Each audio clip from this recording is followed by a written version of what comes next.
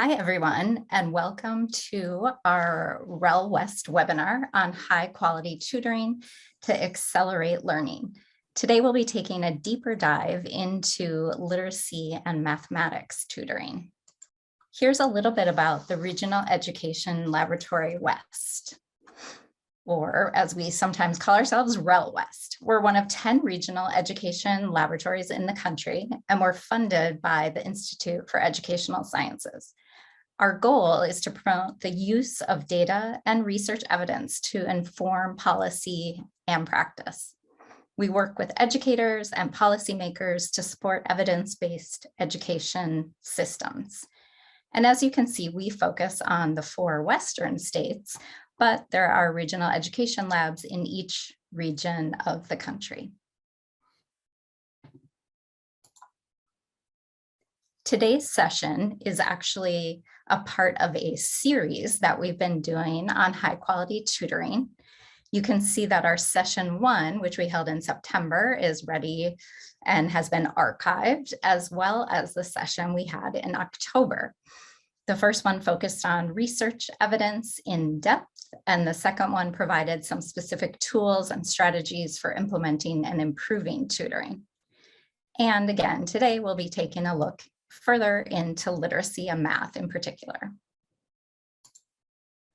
We have a terrific set of speakers today, and I'll give you a bit more background about each of them as we get to their sections. Here's the agenda for today. We'll begin with an overview of tutoring and the research on math and reading in particular. And then we'll take a look at some information about models for math and reading tutoring, looking at a specific example. We'll then hear from district and implementation examples, so both reading and math tutoring in practice. And then finally, we'll have time for your questions. I'll let you take a look at the goals for the session. As you can see, we'll be presenting research along with practical implementation issues, and we'll focus on everything from tutors in particular to content that takes place in tutoring sessions and assessment of your program. So the first section that we'll focus on is just really giving an overview of the research. And some of this information was highlighted in different ways or shape in our past webinars, but just to remind you, if you were not able to join us, that tutoring has become quite a hot topic these days. As we know, millions of students were struggling with proficiency before the pandemic, and now with COVID-19, these issues with achievement gaps has only been exacerbated. And as one study showed last spring, students may be 5 to 9 months behind in their learning, and we need to find ways to quickly accelerate their learning. So thankfully, the evidence on tutoring is quite strong. And in fact, it's sometimes hard to find really strong evidence in all our education research for interventions, but tutoring really has been one of the most impactful tools that we've seen in terms of improving student learning. As this graphic compilation shows, tutoring is actually one of the more effective interventions among others. This is a synthesis that was done by our colleagues at the National Student Support Accelerator, a center at Brown that focuses on tutoring. And as you can see on the left side, results show at the elementary school, literacy tutoring can be quite effective compared to other things that have been studied in the realms of technology or class size reduction. On the right-hand side, you can see that math tutoring at the high school level has been shown quite effective. And these graphics are showing the average months of additional learning. And given that tutoring really customizes needs to the students, these outcomes probably make sense.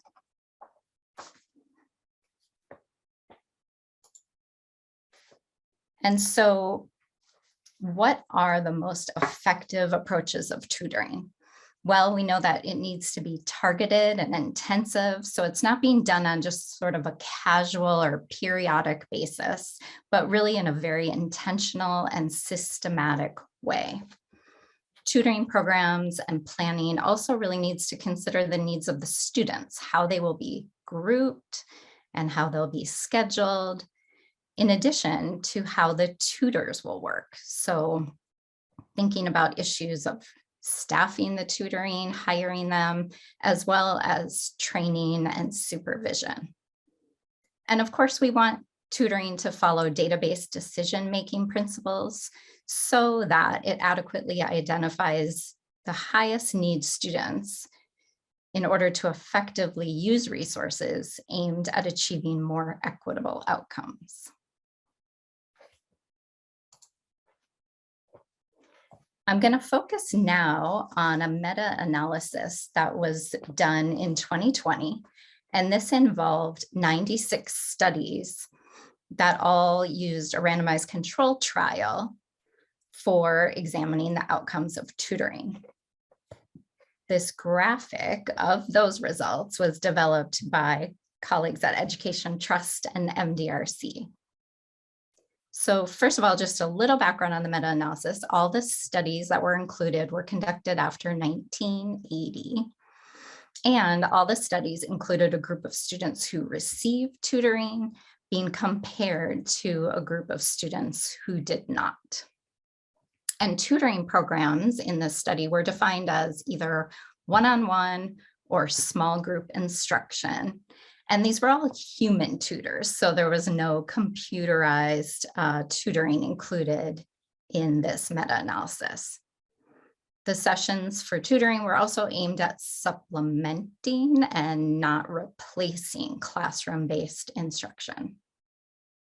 And lastly, across those 96 studies, age range varied from preschool all the way through the secondary level. So what did they find in this meta-analysis? As I'm going to show in the graphic here, the findings span from things that are more effective to less effective over on the right-hand side. And that's not to say things that are less effective are not effective at all. It's just when you're thinking about where you're going to put your resources, obviously you're going to get more bang for your buck on the things that are highly effective, shown on the left-hand side. So on the first line, you can see there were higher average effect sizes for tutoring programs carried out by certified teachers. However, as we know, requiring teachers to serve as tutoring could be really expensive, and they may not be available for that role. So it's important to note that programs carried out by paraprofessionals and other professional tutors were also shown to have really strong results. There were smaller effects for non-professional tutors, parent tutors, and peer tutoring was shown to be the least effective. Moving to the second line there, tutoring was also more effective when done on a 1-to-1 or 2-to-1 ratio, with larger groups being less effective. However, there were some grade level effects. So results suggest that small ratios are most important for students in the preschool, kindergarten, and first grade levels, and slightly larger groups may be beneficial for older students. This finding is particularly notable when considering programs' capacity to scale at lower costs.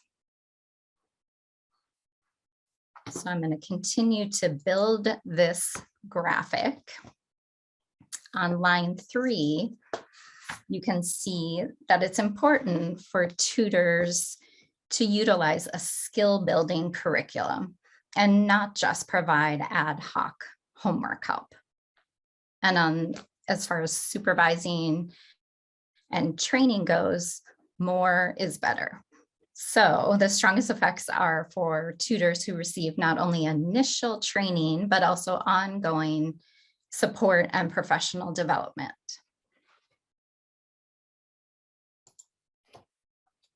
Line 5 here addresses the location or the context of training. You can see that during school, tutoring is more effective, and that was true across all grade level categories. This is not to say that after school tutoring can never be effective or is not effective at all. But again, if you're looking to get the most out of your resources, it's really helpful when it's done during the school day and complements what schools get or what students get during their regular class periods. On line 6, you can see that higher frequency, more intensive tutoring yielded the strongest results. And finally, on the last line, you can see that tutoring is generally strong, findings are generally strongest for younger students. However, as researchers have pointed out, there's currently a large growth of tutoring services at the secondary level. And sometimes our research is a little bit slow to catch up to practice. So I just want to emphasize that while effect sizes tend to be higher at the early elementary level compared to the higher grades, the impacts of secondary school level tutoring still has potential to significantly improve student learning outcomes. The research on tutoring programs for high school has been less extensive, but among those that have been studied, promising interventions have been identified.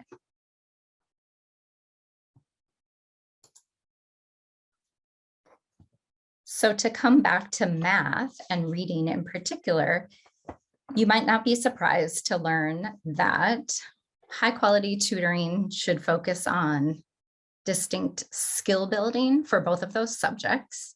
It should also be aligned with the core math and reading curriculum that students are experiencing in their regular class. And it should be targeted to individual students' academic needs. And I did want to point out some further age-related findings for math and reading tutoring in particular. As you can see by the second bullet on my slide here, overall effects of math and literacy tutoring are similar to each other in terms of effect sizes, but there are some age-related effects. So on the left-hand side, you can see for literacy, the highest effect sizes are for students at the youngest ages, and then they begin to decrease a little bit as students get older. However, even when the effect size is slightly smaller, it still represents important growth for students. The pattern for math is the opposite. So we can see that effects are actually larger when students are older. But again, important growth can still happen for younger students.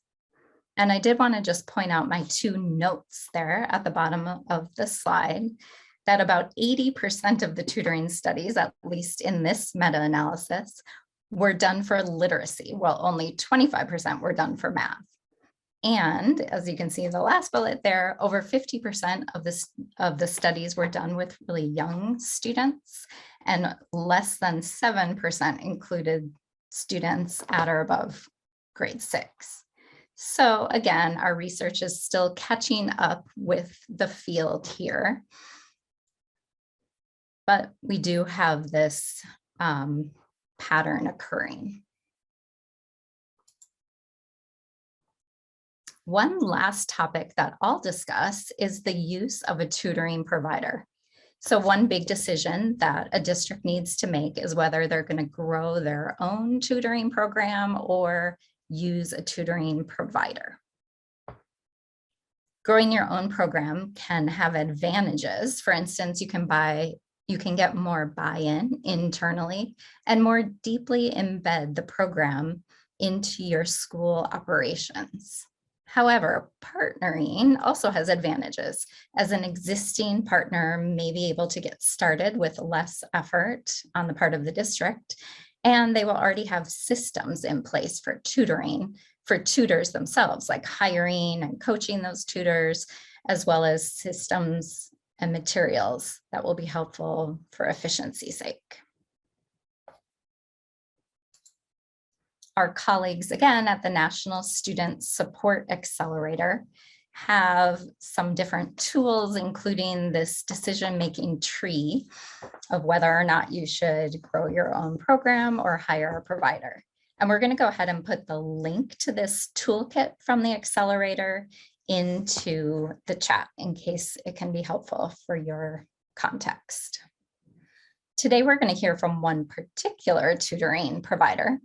But if you're interested in looking at results for other providers, I would highly encourage you to look at that meta-analysis that I was mentioning. And we'll go ahead and put that into the chat. It was done by JPAL, or the Jameel Poverty Action League. And they not only have a nice summary of their meta-analysis, but I encourage you to look at the full working paper, because if you dig into the appendices, you'll see a lot of details on different ages and content and type of tutoring programs that were studied in their meta-analysis. And with that, I'm going to hand it off to our next presenters. First, you'll hear from Lindsay Dolce, who serves as the Chief Advancement Officer for Reading and Math Foundation. She is responsible for leading the development team to support continuous improvement and scaling of strategic initiatives. Additionally, she's responsible for working with emerging states to successfully start up and implement the Reading Core and Math Core models. She'll hand the presentation off to Mark Hernandez, who is a principal research scientist at NORC.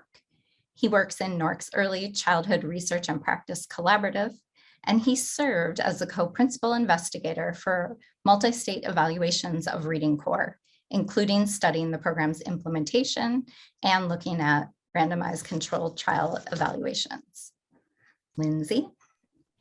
Thanks, Katie, and good afternoon, everyone, or good day. So starting us off today, as Katie mentioned, I am going to share with you a little about the program models. You'll see our logos at the bottom here of this slide, but one is the Reading Core and the other is the Math Core model. Both operate using really what you see here on this slide as the drivers of how we reach impact. So we have been a tutoring program around since 2003, combining the science that we know works in terms of helping students learn. Oh, I think we just, there we go, thank you.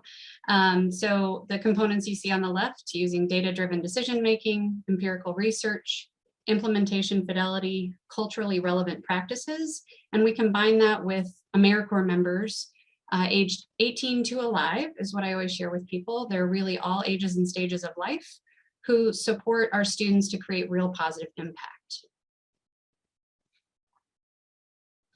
So on this slide, what you see is the idea behind the Reading Core and the Math Core program models. So as an organization, we've identified educational milestones that I think many of you probably can relate to.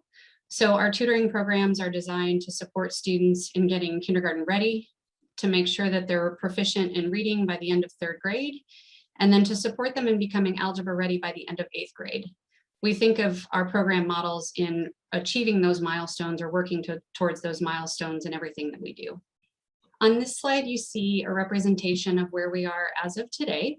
So the state of Minnesota is yellow, and that just tells you that the program started there in 2003. And it's interesting to note that the program model started with the support of some folks at the State Head Start Association, as well as the leaders of AmeriCorps for the state of Minnesota. There was a state representative at the time named Alice Seagren, who was really curious about students coming into kindergarten classrooms who were not quite where she thought they ought to be after having some additional support having been in a Head Start classroom. She wanted to know if it would be possible to have AmeriCorps members serve as tutors and provide additional literacy support to those students in an effort to get them really and truly ready to begin in kindergarten.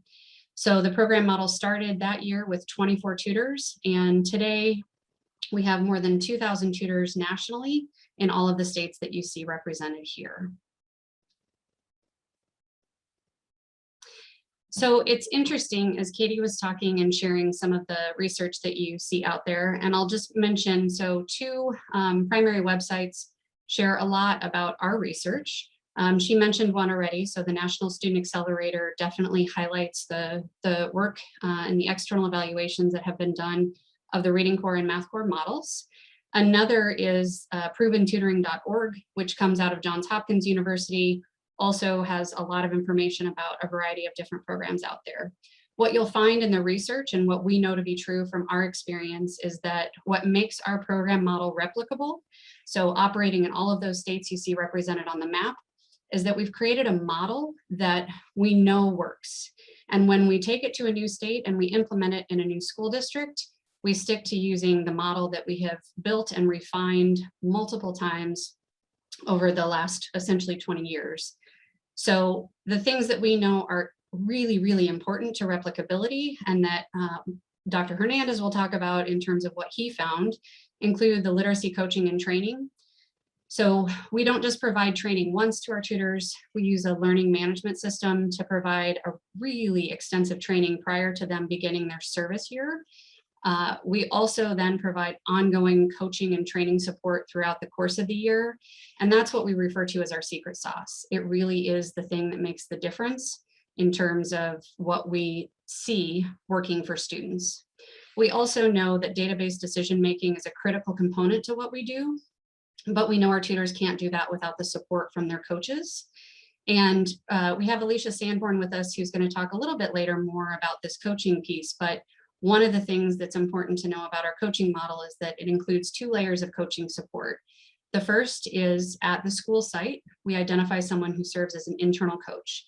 That person is an employee of the school, and they provide support on site to those tutors, walk through implementation checklists to make sure tutors are implementing the tutoring model with fidelity, and then provide additional support to those tutors around things like behavioral concerns they might have about a student or how to address a certain issue that might be happening. The second layer of coaching support comes from what we call a coaching specialist. That's an employee of our organization of Reading Corps and Math Corps who has an expertise in reading or math that then supports the internal coach as well as the tutors, with all of that driving to create a solid impact for our students. The other thing that's worth knowing that I think is really important about replicability for us is that in the multiple external evaluations our program model has gone through, we've been able to demonstrate that the model is effective in any kind of setting. So that includes urban, suburban, and rural. And when you see that map of a variety of states, what you should know is that we're in districts as small as a place like Bertha, Minnesota, and as large as Miami-Dade County Public Schools. It really does range the full spectrum of what that looks like. So when you think about the AmeriCorps model of tutoring, and there are a few different AmeriCorps programs that do operate tutoring, many of them follow a good portion of what you see here on the left side of this slide. So like us, they manage all aspects of hiring the tutors. So we manage the background checks, we recruit the members, we often ask for our schools to help us find individuals from the community who would be really effective. It's important to note that when we recruit, we're not recruiting nationally for a local community, we recruit from the community because a big piece of what we do is about building the capacity of the community, as well as helping to build that teacher pipeline. We, again, manage all aspects of the hiring process, and then we also are responsible for supervising the AmeriCorps members and making sure they're getting their hours along the way. AmeriCorps members are eligible for very specific benefits that include what we call a living stipend. So on an annual basis, if they serve the certain number of hours, they're paid every 2 weeks, and it is the equivalent this year of $15 an hour for our AmeriCorps members in most of our states. In addition, they're eligible for health insurance if they're serving in a full-time capacity, which is 35 hours a week. And then they're also eligible for childcare assistance if they're serving in that role. The last benefit they receive for a year of service, which is a really critical one, is what's called an education award. And that is the equivalent of a Pell Grant, prorated based on the number of hours they serve, but it can be used to pay off qualifying student loans, student debt, or if they're 55 and older, they can transfer that education award to children, grandchildren, and a whole list of other people. It's actually a pretty well-kept secret, I think, as something that many people really appreciate having the opportunity to do. The other thing we do is work with schools to facilitate finding that internal coach. And it's important to note that the expectation is that the school will provide that coaching support. So per AmeriCorps member, our model requires 6 to 9 hours of coaching support a month. And many programs have some requirement, but it varies depending on the specific program.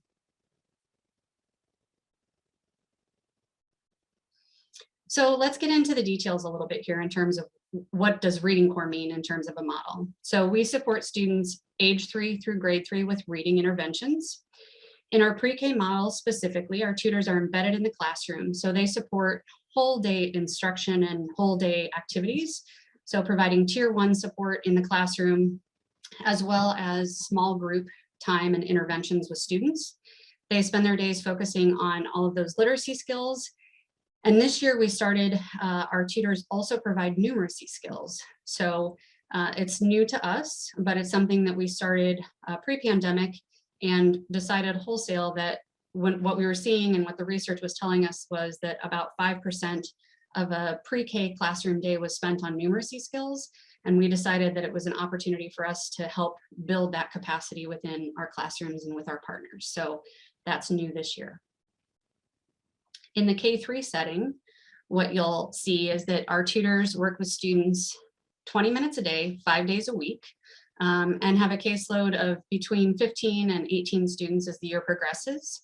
I did see in the questions earlier, someone asked what the time period for tutoring was, and I'll just mention with our program model specifically, our tutors support students throughout the entire school year. They start with them in the fall and benchmark, both in the pre-K and the K-3 model, benchmark students using a variety of different tools that we specifically use. In pre-K, we rely on the Peli tool, and in the K-3 space, we rely on FastBridge, as well as a tool called curriculum-based measured reading, and a few others. I can share those as well at a later time, or if you look at our research, you'll see a long list of what we use. But as we go through that process, we benchmark students fall, winter, and spring, and as students are progressing through the interventions, they may exit or graduate from our program in the spring. And if they do, another student comes into the program immediately after one graduates.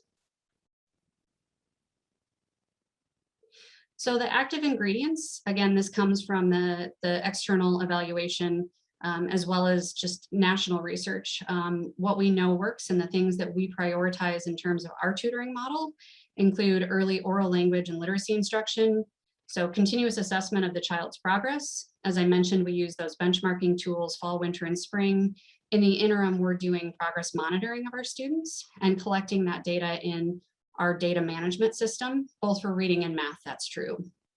Our school partners have access to that data and can regularly check in to see how students are doing and progressing through the different interventions that we use with them. So it's helpful to know, what do reading tutoring sessions look like, specifically in terms of the logistics. In the pre-K space, they're about 5 to 10 minutes. You can imagine those small group times in a pre-K classroom where a tutor is going to work with their small group of students, while a lead teacher and a paraprofessional might be working with another small group. In addition, in the K-3 space, our tutoring is 20 minutes a day. Again, the tutoring support is daily for both. And it always happens during the school day. We get asked a lot about providing after school support.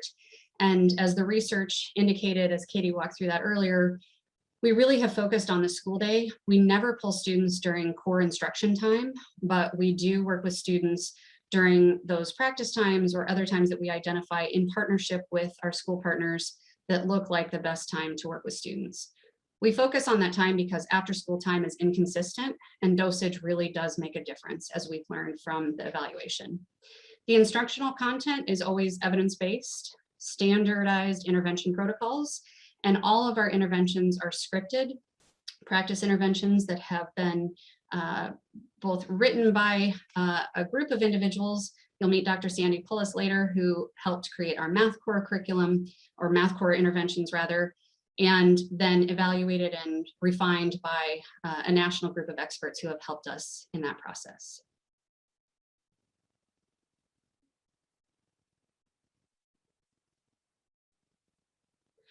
So additionally, in terms of what do reading tutoring sessions look like, you see a little bit here about our instructional content.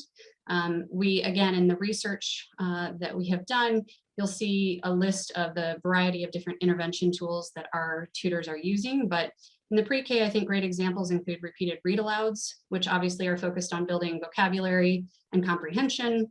In the K-3 space, we definitely use repeated reading. We use a tool called Newscaster and a variety of others that help focus on comprehension strategies. It's worth noting that they are individualized based on the grade of the student and based on where the student benchmarks. So if a student is a third grader but reading at a kindergarten level, we'll be using those tools that are specifically individualized to support their where they're at. Additionally, the formative assessments we use are valid, reliable, and help us determine the student need. As I mentioned earlier, the tutor, along with those different coaches, meet on a monthly basis to go over the data and look at how students are doing and make determinations as a team about what happens next for students. In our math tutoring model, the active ingredients are the things that we think are really critical. Focus on what you see at the top here. So conceptual understanding, computational proficiency, and word problem solving. Tutors are trained in the I do, we do, you do method. They also are using scripted interventions, but they're a little bit different in that there are practice pieces that they're doing. They use things like manipulatives in working one-on-one with students. And I should correct that. In our math core model, we actually do a 1-to-2 or 1-to-3 model. So tutors work with either 2 students or 3 students at a time. Additionally, our program model started supporting students 4th through 8th grade.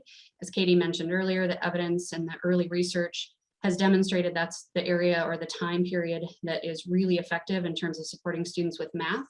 But as time has gone on, our school partners have been asking for some time for us to develop something in the K-3 space. And in the current year, we are piloting what we called an incomplete pilot from last year, our K-3 math core model, which we hope to be able to share nationally beginning in the fall of 2022. So again, tutoring sessions in math, 90 minutes a week is the dosage that we are looking for in terms of what our students receive. And because we're operating in 4th through 8th grades, you can imagine the times look a little different. The schedule is a little different. So at the beginning of any partnership with a new school, we're looking at the school schedule and identifying those pockets of time that make the most sense. So students either receive 3 segments of 30 minutes a week, or they receive 2 segments of 45 minutes a week. So scheduled, obviously, as it says, 2 to 3 times a week. Again, using those scripted practice interventions and following what the best evidence says in terms of what works for our students.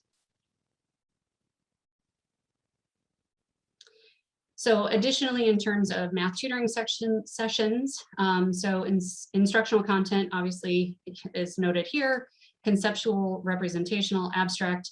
Those are the instructional strategies that we're using in terms of building those key concepts around math. Early on, focusing on things like fractions, and as you get later on, pre-algebra skills are a part of what we're doing. Similar to our reading model, we progress monitor students on a weekly basis in terms of math core, and we're tracking that information and then meeting on a regular basis to understand how students are progressing. We currently use the STAR math assessment tool. We're in the process actually this year of working with some researchers to build our own assessment tool that we'll begin to use not for a few years. So in the interim, we'll continue to use STAR Math. We work with lots of districts who use other tools. And I think it's good to know that it integrates or works well with things like iReady and other assessment tools. I think for many AmeriCorps program models, we use our own tool to make sure that the model that we're implementing is working, but expect that our tutors, our AmeriCorps members, are the individuals who are tracking that and doing those formative assessments. So at this point in time, I'm going to ask Dr. Mark Hernandez from the University of Chicago, who has been our partner and a principal investigator for multiple studies for us, to jump in and talk a little bit more about our research. Good afternoon. I'm going to share a little bit about the findings from two studies that we conducted with a focus here on pre-K. In 2013 and 2014, my colleague Carrie Markovitz and I led a study for the Corporation for National Community Service to try to both understand the magnitude of potential effects of the Minnesota Reading Corps pre-K program and the K-3 program. And so for the pre-K program, we conducted a quasi-experimental study that looked at over 50 schools throughout the state of Minnesota, as mentioned earlier, across multiple different types of urbanicities and serving diverse children. There were about 1,500 kids that participated in that study. And what we found was that the Minnesota Reading Corps program did produce meaningful effects, statistically significant and meaningful effects across all 5 areas that we assessed of emergent literacy skills for 4- and 5-year-old children. We looked at both 4- and 5-year-old students as well as 3-year-old students. There we assessed 4 skills, and 2 of those 4 areas we also saw statistically significant and meaningful effects. I'll speak a little bit more about what those skills were in a moment. In addition to conducting the outcome evaluation, this quasi-experimental study, we also conducted concurrently a process assessment to understand what the early learning environment looked like, particularly as it related to literacy in both the Reading Corps sites as well as non-Reading Corps sites, and also looked at fidelity of implementation of the model. And what we found, as mentioned before, was a striking amount of consistency and fidelity of implementation across the Reading Corps sites. And as we conclude in the report, a lot of that had to do with the robust coaching system that had been put into place, that multi-tiered internal capacity with the internal coach and then the Reading Corps coach as well. So everywhere we went and we saw this program, regardless of who they were serving and where they were located, we found very similar implementation of that program. The next slide, it lists some of the skills that we assessed. For the 4- and 5-year-olds in particular, we looked at the skills of rhyming fluency, alliteration fluency, so 2 phonological awareness measures, letter sound fluency, letter name fluency, and then picture name fluency, which was a measure of vocabulary. This was a mix of the IGD first version 1.0 assessments as well as FastBridge assessments.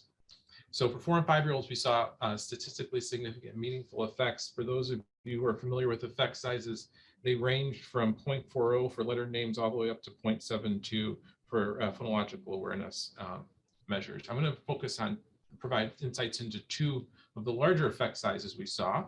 One of them here is for rhyming fluency, just to orient you to this graph quickly. And we collected data at 3 points in time: at the beginning of the school year in fall, mid-year in winter, and then in spring. And that's what you see across the bottom x-axis.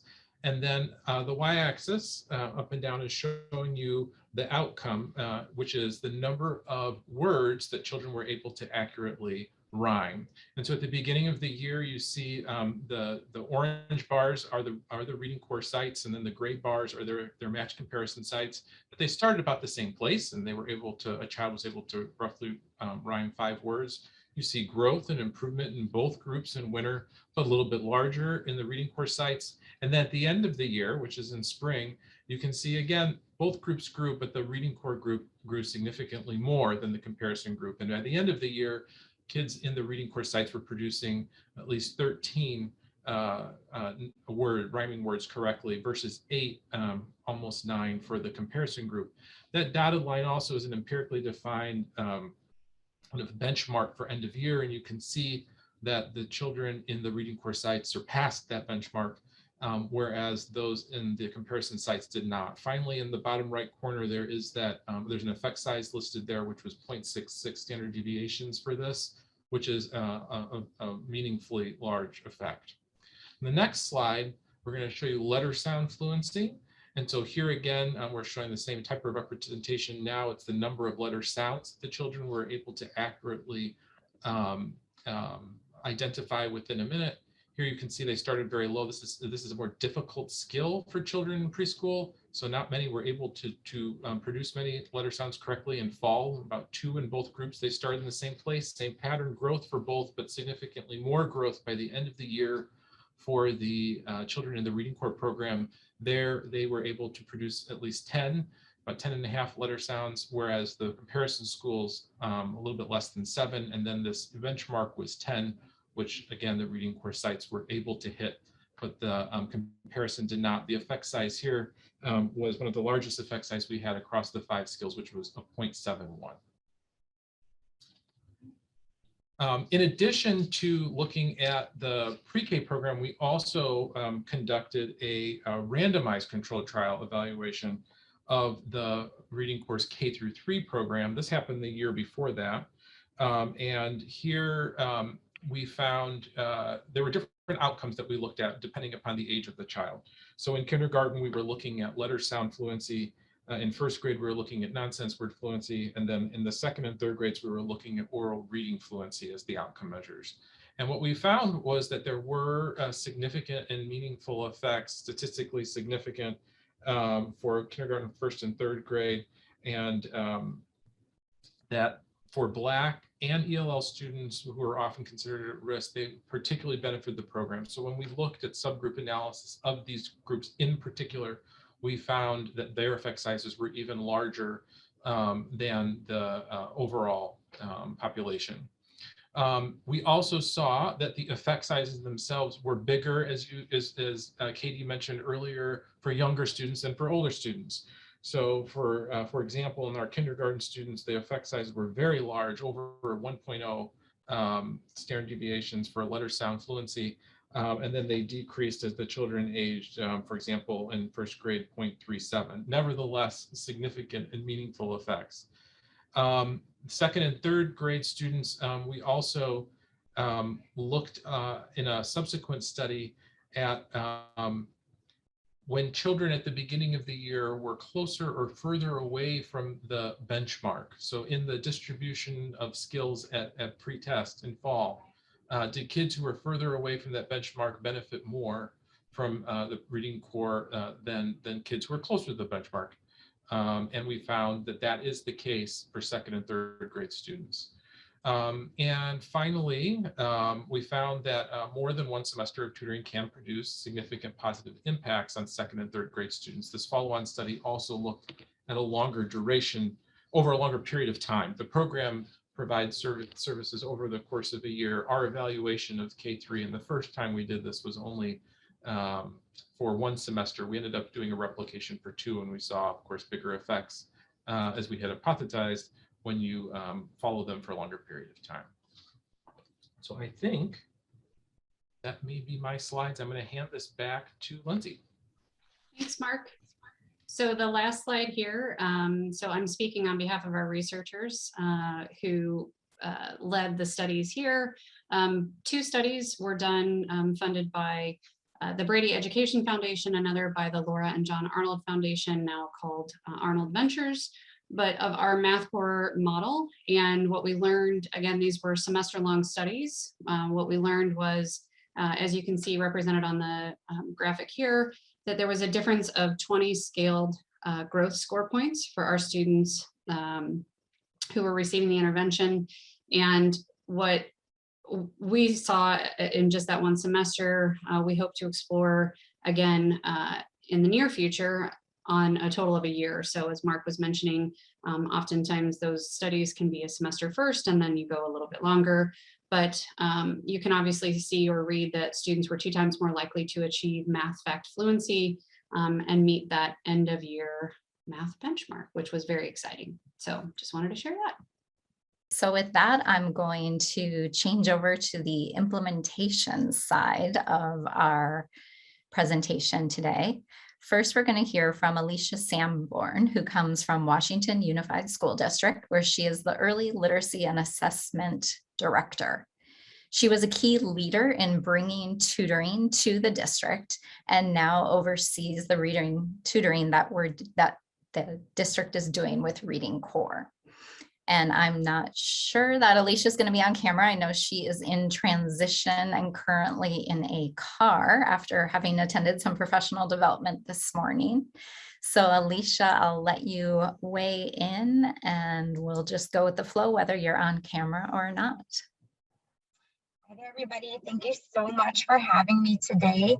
I am Alicia Sanborn. I am Director of Early Literacy and Assessments for our district for pre-K through 12th grade.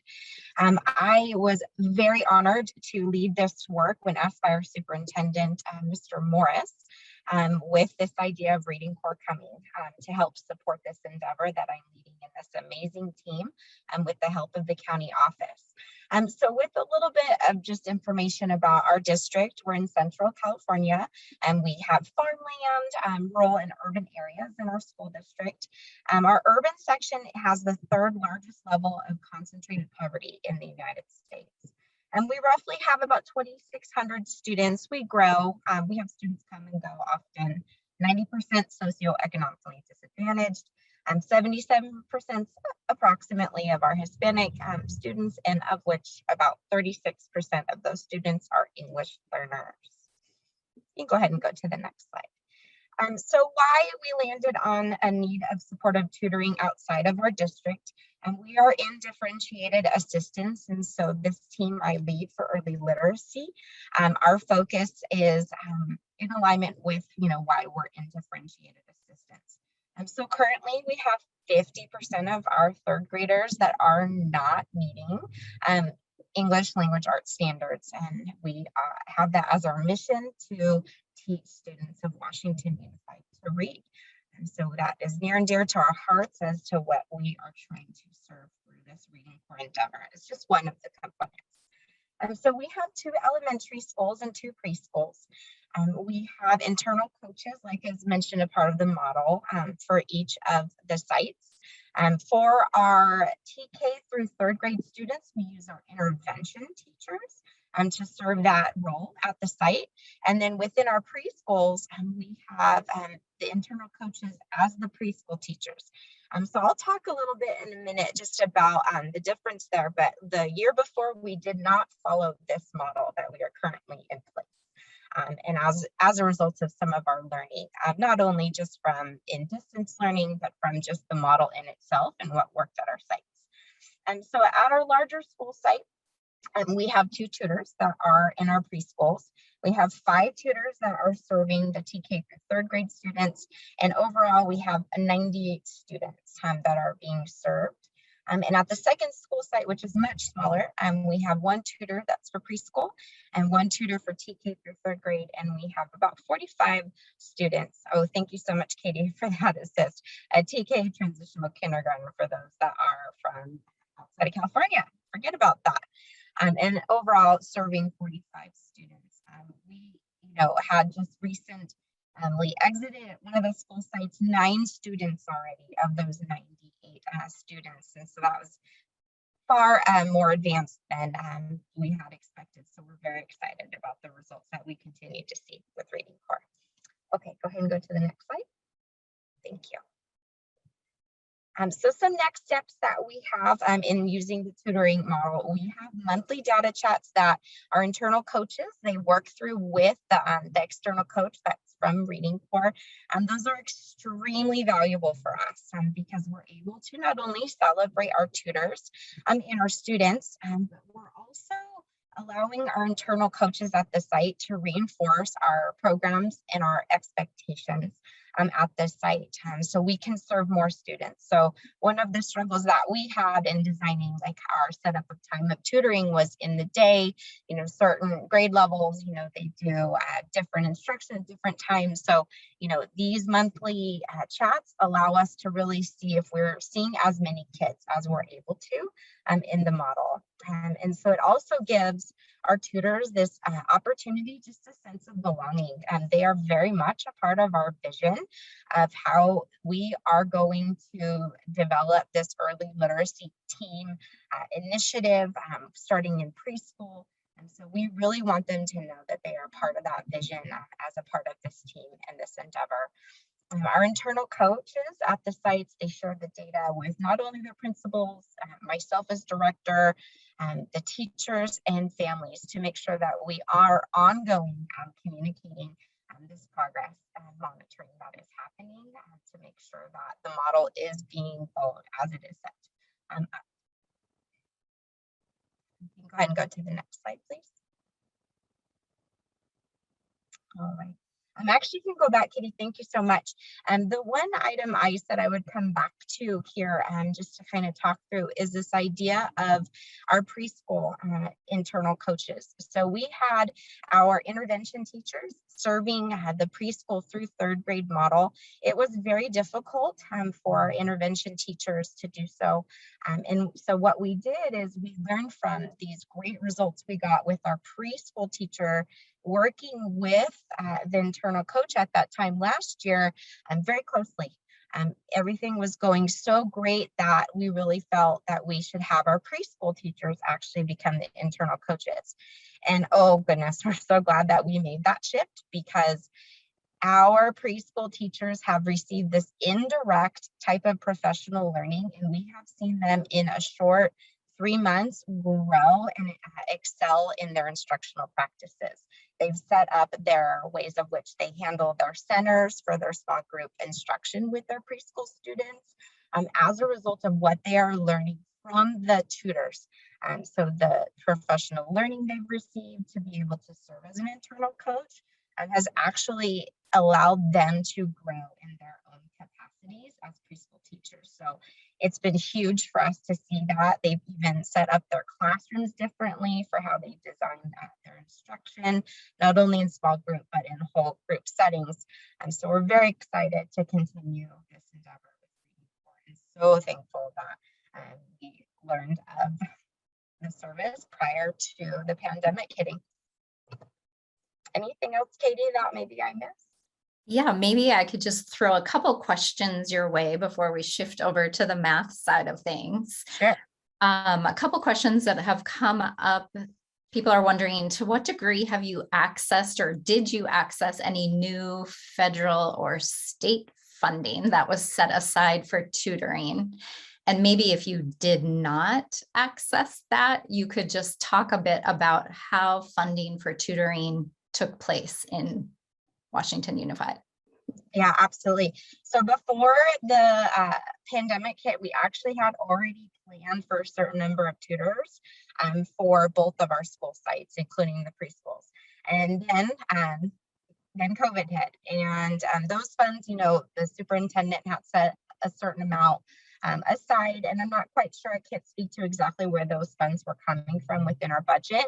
But once COVID did hit and all of the ESSER funds, we increased the number of tutors as a result. So we are using those funds to be able to pay.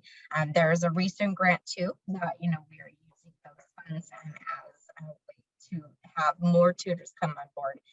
And as we look forward to the next semester, we actually might increase and have a couple more tutors come aboard at a larger site, and then an additional one at the other site. Great. And the other question I have for you at this moment is, how does tutoring address accelerating language acquisition and development for English learners? I know we have a tremendous amount of interest in English learning and the context of tutoring, and I wondered if, given your context, you could talk about that a little bit. Absolutely. So the way that the model is in those one-on-one types of settings, it's very much based on, you know, the model itself. Like we stick to that. But what we're learning, especially in the preschool model, is these experiences that the students are able to partake in with these just rich conversations that are taking place with this one-on-one type of setting with the tutor to help use, you know, the academic language that they should be in alignment to the tutoring that's happening. So, you know, with fluency development, their comprehension, it's very consistent. And so they're being able to access, you know, those 4 domains within the actual model of the intervention.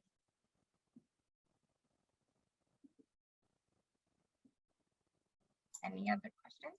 Great. So yeah, for now, I'll switch over to math, but I'm sure some other questions will come your way in a few minutes when we open it up for more Q&A, but thank you.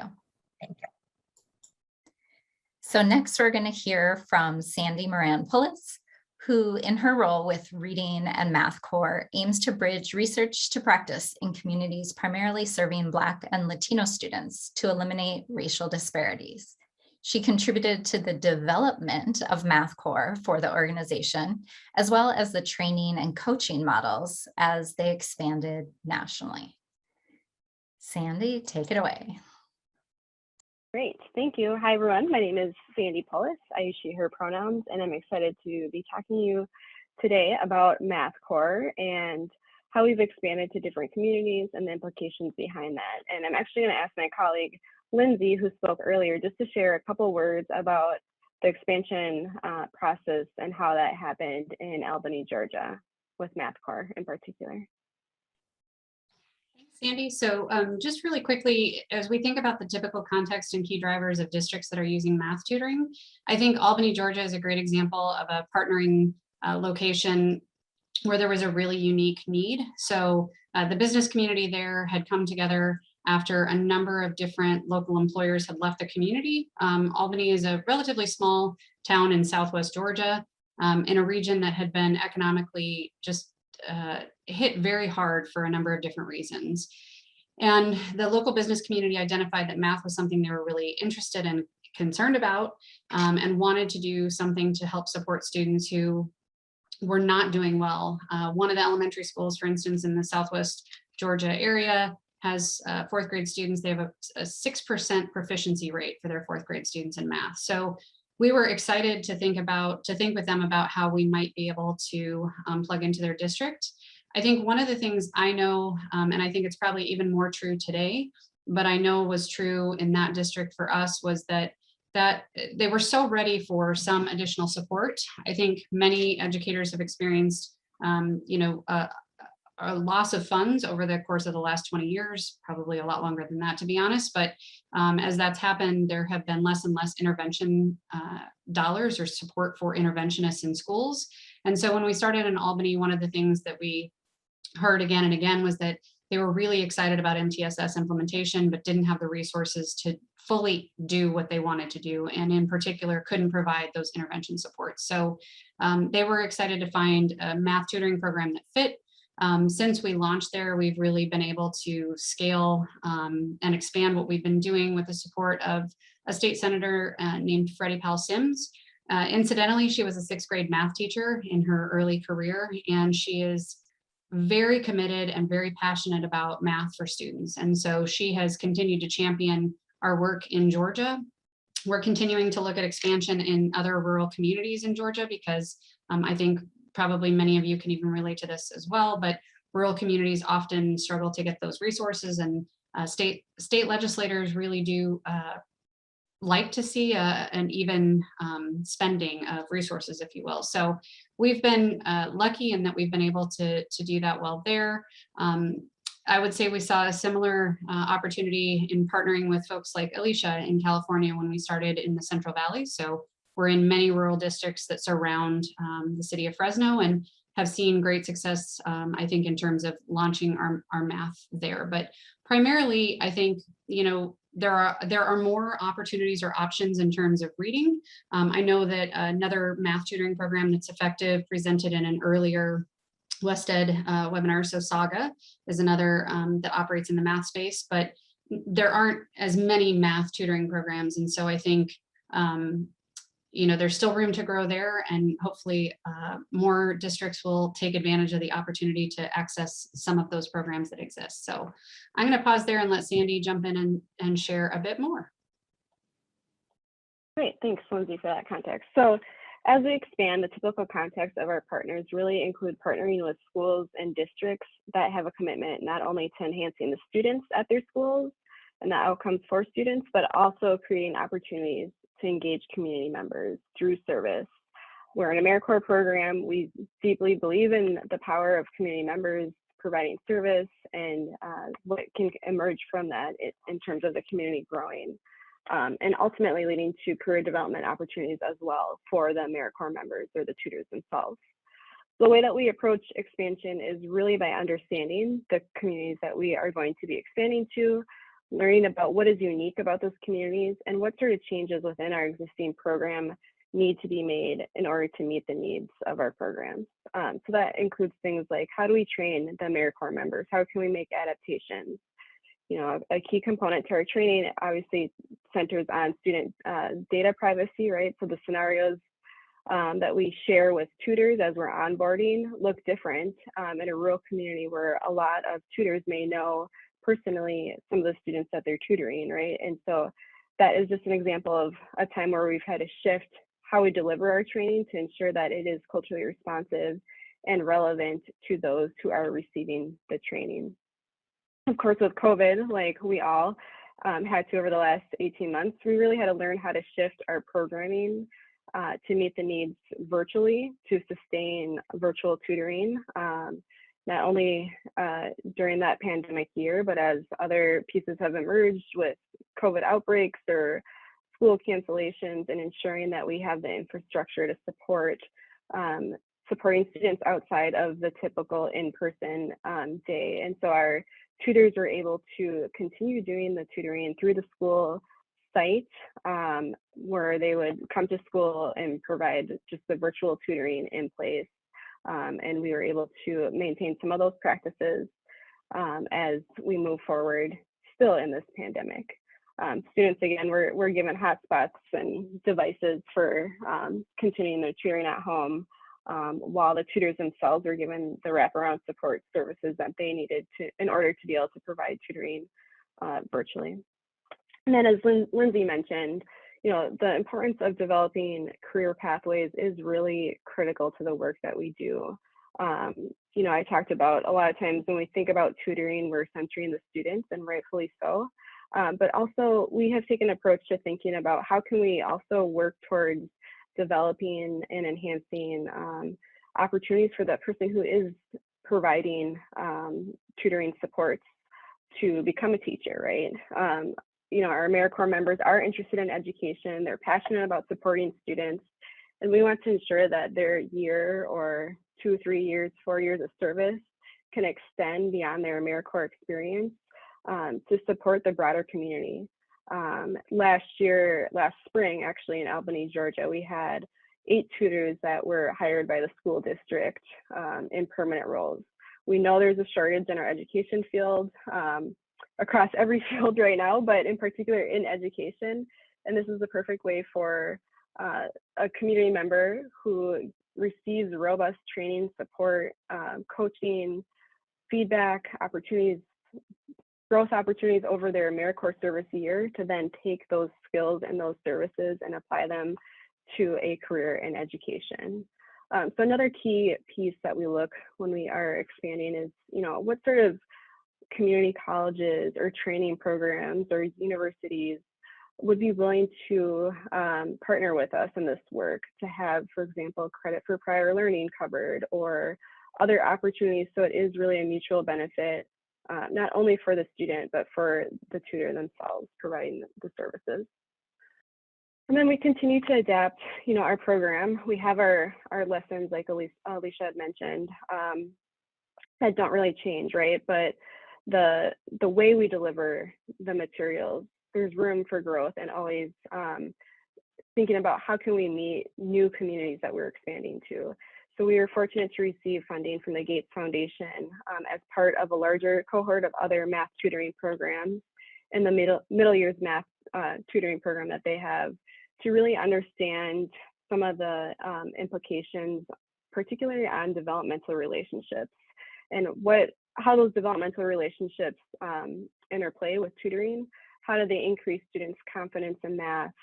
And then also, how can we engage caregivers and parents, family members to be a key role in the development of our program and development of materials and engagement opportunities?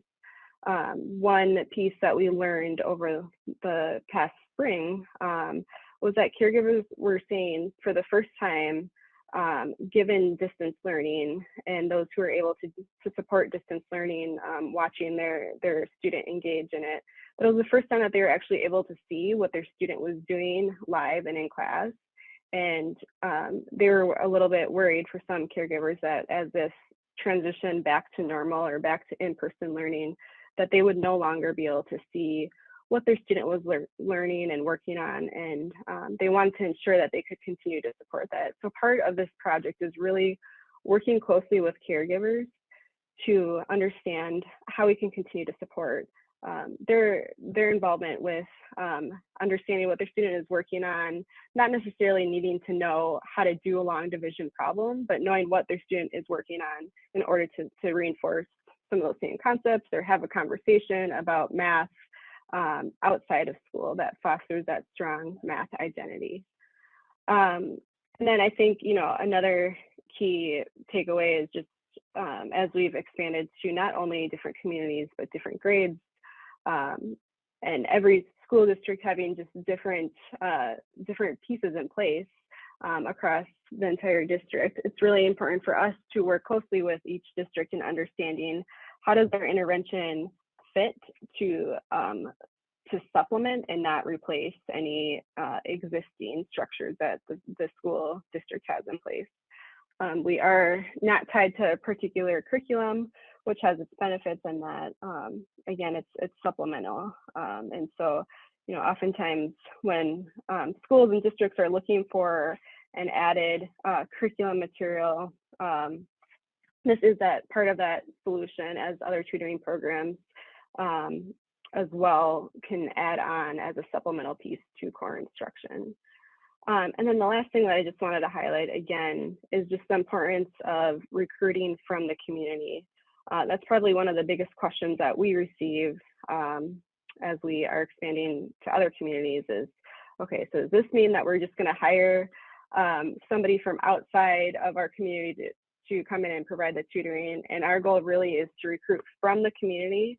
So it is people from the community providing the same types of services, support.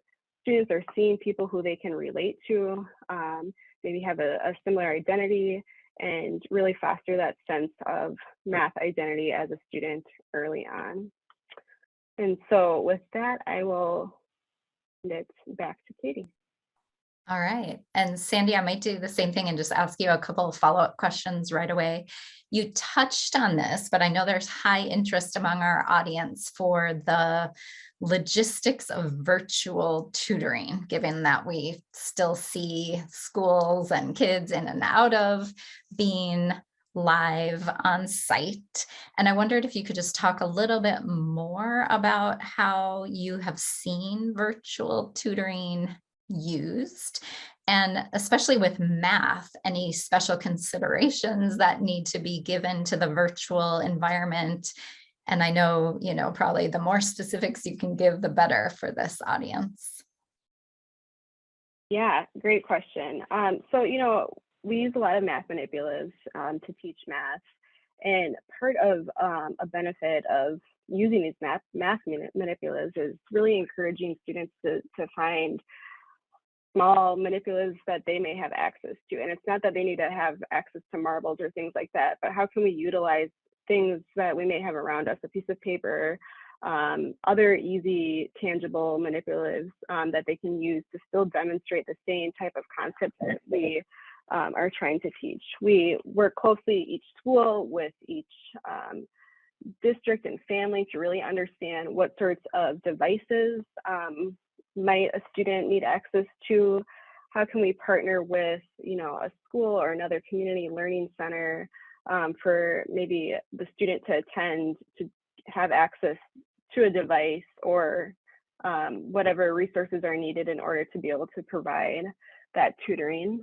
We also have engaged with different math family nights virtually. So having games where we send home materials, and we just had one about 2 weeks ago with one school site in particular, sent home decks of cards, had some students make their own set of decks of cards online as part of like a family engagement opportunity with flashcards, and talk about how we can do different games with some of those manipulatives as well. So really just trying to build some real world connections at home and their home environment, however that may look like, and then tying that back to the work that is done during the lesson. Okay, I see there's another question. I don't know if you want me to, from Judy here. When you recruit from the community, how do you train people to be effective tutors? I can speak to that a little bit.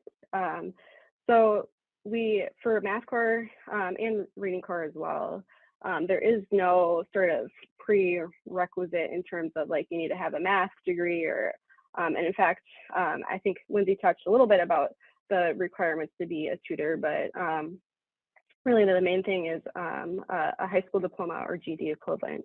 And that is because of the coaching support system that is provided in place. So tutors attend about a week-long or so onboarding training experience where they learn about the effective practices that we use in our program, some of the research strategies that we have with our program. There's robust coaching supports that were talked a little bit about. So there's an internal coach on school that the tutor can talk to every day to get some of that feedback, as well as the external coach that Alicia referenced. Both of those coaches are trained on our program and are trained on how to use a tutoring fidelity checklist that provides immediate feedback to the tutors on how things are going. And then again, that data management system that we use for our program allows for tutors to enter daily notes as well as progress monitoring materials, other related data information, including attendance, for the coaches to support with any sort of problem solving as it may relate to students' attendance or students responding or not responding to a certain material or question. And so we really have seen that part, the coaching support, to be really helpful for tutors, and really seeing tutors who come from the community as an asset in our program, and something that is harder to teach, right? We can't necessarily, we're at so many different schools and districts, and of course we learn about strengths and different skill sets at each school, but it always is a huge benefit and a major asset when a tutor from the community knows, you know, the community, the school that they're working in. Great. And Sandy, maybe at this point, I'll have all the presenters come back on camera and we can circle around to some of the questions that we've seen come in. One of them is a more general question, and maybe Lindsay, we can start with you, and then if Alicia or Sandy have comments on this as well. But what are some best practices to encourage student engagement during tutoring? That's a great question. So we actually, it's really interesting. I have seen a lot of creativity among our tutors, but one of the things I saw not that long ago that I really loved, and it seems so simple, but one of our tutors went to the dollar store and got a lot of little stickers, and you would be surprised at how engaging it is for kindergarten through third graders to be incentivized with the stickers. So, I mean, there are little things like that that I see all the time in our schools that our tutors, you know, practice. And the other thing I would just say is that we hear, I mean, it's surprising how you might think initially that it would be a little bit challenging, or it might be hard to build some of that rapport or relationship with students, but students are so excited to have one-on-one time with another adult who cares about them that it really doesn't take a whole lot to get them engaged. There are definitely things like the stickers that can be really helpful, but they're just so grateful to have time with someone who clearly is, and that's part of how we select tutors, is we're looking for people who are passionate and caring about the students in their community. That's what will engage the students, is having someone who really wants to be there. Great. And Alicia, anything you would add to that? Yeah, it's interesting when I've observed the tutors picking up the students that, they're doing things like skipping and talking to them to get to know them in between like their actual tutor session where they're one-on-one. So you see little behaviors like that. To get to know them, stories. It's really sweet to see. So I think one of the things, I'll try and speak up. I saw that note that it was a little hard to hear, Alicia. So one of the things I think she might have been mentioning too is we especially in the pre-K space, we do a lot of singing. I'm not going to sing any of the songs for you today because you will never be able to get it out of your head if I do. And I'm a terrible singer, but they're very catchy little tunes. And I'm sure Mark could even talk about during the study, he probably saw those songs and saw kids pick up on them and start singing them. And then we hear from parents as well, like, why is my kid singing this song all night when they get home?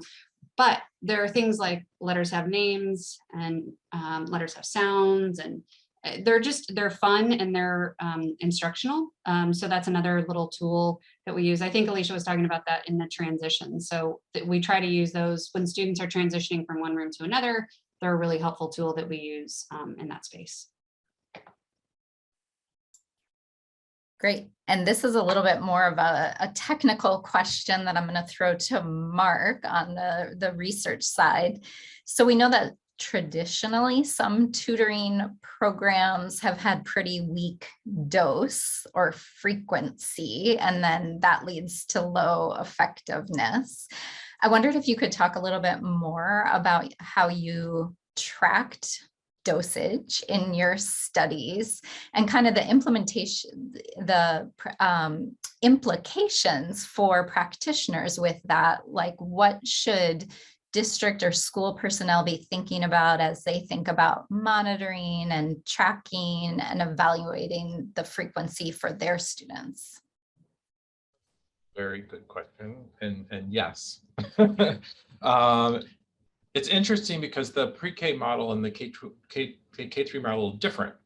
And so I think a lot of the audience here, if I remember correctly, was interested in K3. So maybe I'll speak to that one because there, it was helpful to be able to really partner in the evaluation with the Reading Corps because they have a very robust data management system that records that kind of information. So as you heard, there is an expectation of the amount of tutoring that is supposed to occur. And back to this fidelity of implementation we saw, part of why the fidelity is so good is because they have these regular check-ins both within at the site level and higher up at the program level, and that information is tracked. So they knew how frequently those kids were being tutored, and they had frequent, for those who were being tutored, frequent progress monitoring data. So what I presented today were benchmarks. So we looked at, fall, winter, spring, but there's additional data that's collected on a more regular basis. So there's multiple ways in this program to know how much dosage that child is getting. And that's part of when you don't see it, part of what happened with the coaching. Like it gets to the fidelity of the tutor's implementation of the program as well. So outside of the Reading Corps, like if you were trying to do this with another program or your own, having a robust system of checks that what you expect to be happening is useful. If you're collecting data and you have a centralized system or an online data collection system that allows you to, in the cloud or elsewhere, collect that data either for scoring or for kind of check-in or coaching, really helpful. So I would say, if I were doing on my own, I would highly recommend having a system like that. So that's how we were able to tell. And we did have, since we had access to that data, we did run some models where we did check on dosage. Great. I could say like something about pre-K if you wanted to, but it's a little different there. But for K3, that's my answer. Great. And yeah, Sandy, please add in, and I'll mention this probably our time for our last comment, given how time is running, but take it away. We'd love to hear your thoughts. Thanks. Yeah, one piece too is just we've been able to just specifically track, let's say a math core tutor is working 90 minutes a week and they are seeing the students 3 30-minute sessions, our tutors enter how many minutes of that 30-minute session did the student attend. So we get basically like an exact minute by minute report on how students are doing, which is helpful then on the coach's end to problem solve with the tutor to pick up on any patterns. You know, are we noticing every Friday at, you know, the last 15 minutes are cut short? And then being able to modify and adjust intervention time to then increase dosage and increase performance then. Yeah, so important to have all those details.